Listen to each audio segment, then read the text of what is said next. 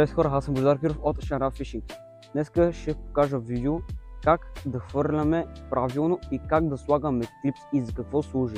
Ще дам цяла информация, ще покажа как става, ще покажа и кадри, къде хвърлям, как си обозначавам места и всичко.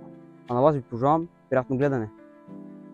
Така, първо с какво започваме? Първо трябва да се запознаем с самия язовир, като колко е голям. Така, както виждате, язовира в момента тук или рибарничето не е много голямо.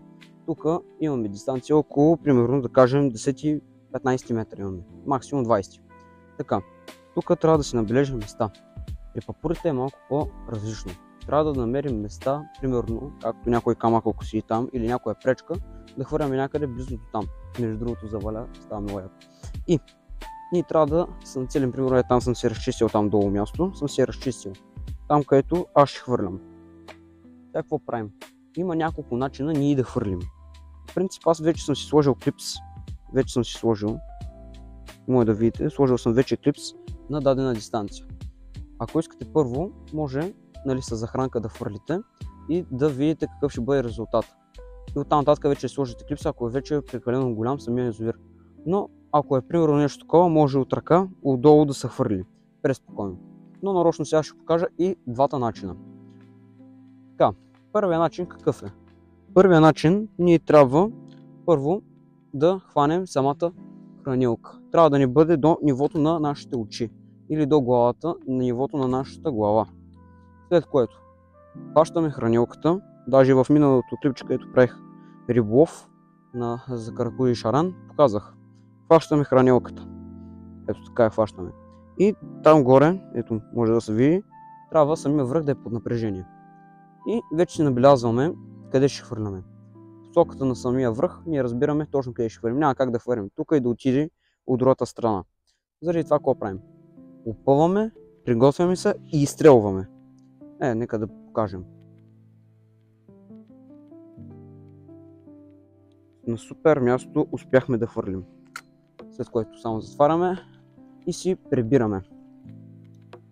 По този начин, това е единия начин. Това е единия начин.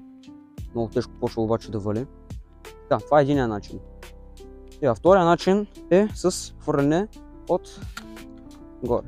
Какво ще означава отгоре?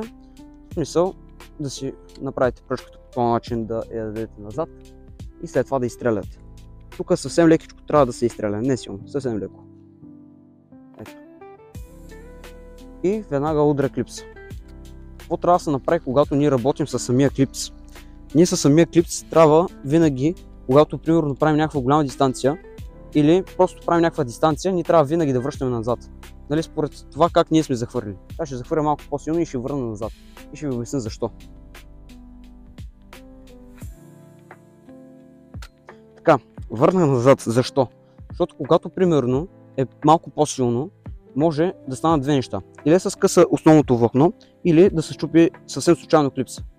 Това е първото. Второто нещо е, когато примерно ние започваме да слагаме клипса и мятаме с клипс, ние трябва да върнем, за да може ние един вид да сложим на точното място, а не примерно да се отблъсне и да се върне с, да кажем, 10-15 см назад.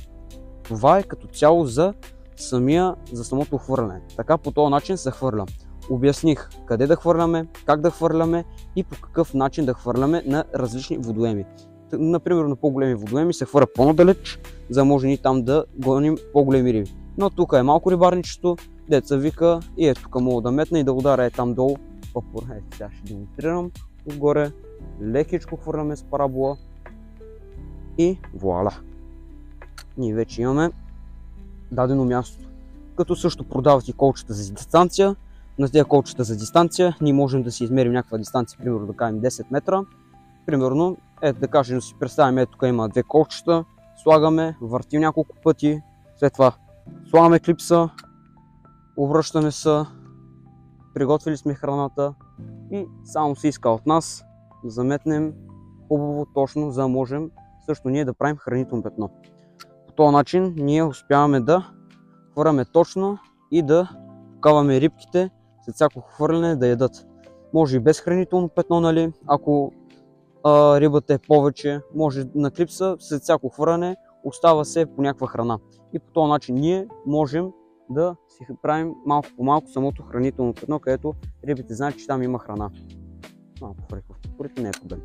Иначе, това е общо взето. Надявам се клипа да ви харесва. Ако е така, ударете по един лайк, абонирайте се за канала и ви пожелавам, колеги, наслука. Ай!